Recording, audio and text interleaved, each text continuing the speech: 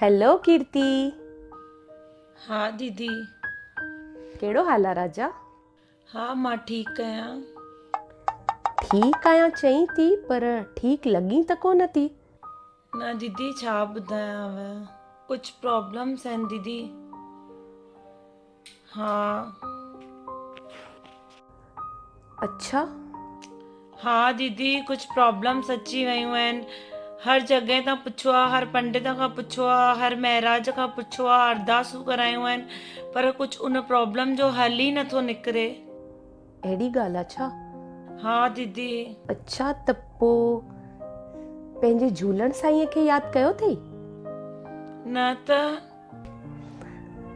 अरे तूं पंहिंजे झूलण साईंअ खे कीअं थी विसारे सघी कीर्ति? मां मञा थी कि सभु भॻवान हिकु ई आहिनि, पर असांजो इष्ट देव त झूलेलाल साईं आहे न। ऐं जॾहिं असांखे कोई तकलीफ़ ईंदी त असां कंहिंखे पुकारींदासीं? साईं झूलेलाल खे न।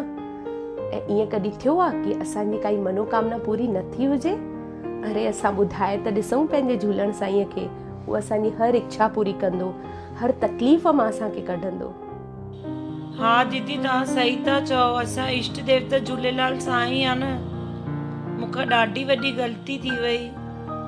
हल हिकिड़ी ॻाल्हि ॿुधाए, तुंहिंजे घर में त हर देवी देवता जी तस्वीर आहे न, त छा झूलण देवता जी तस्वीर आहे तुंहिंजे घर में? हाँ दीदी न, मूं वटि त कान्हे। हल हिकिड़ो कमु कर,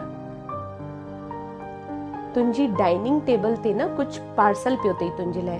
मां मंझंदि तुंहिंजे घर आई हुयमि त तूं हुईअं कोन घर में, त मां उते रखे वई आहियां। जरा ॾिस त छा आहे। अच्छा मां हाणे ई थी वञी ॾिसां।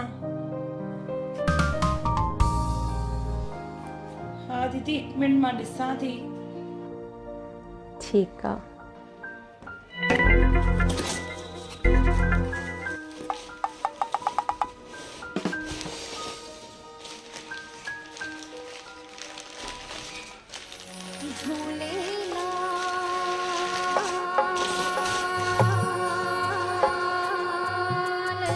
सच में मां पंहिंजे झूलण साईं खे विसारे छॾियो।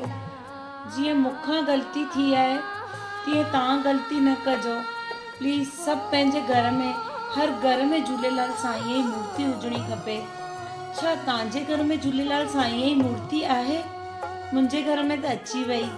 हीअ ग़लती त मुंहिंजी भेण सां थी आहे, पर तव्हां हीअ ग़लती न कजो।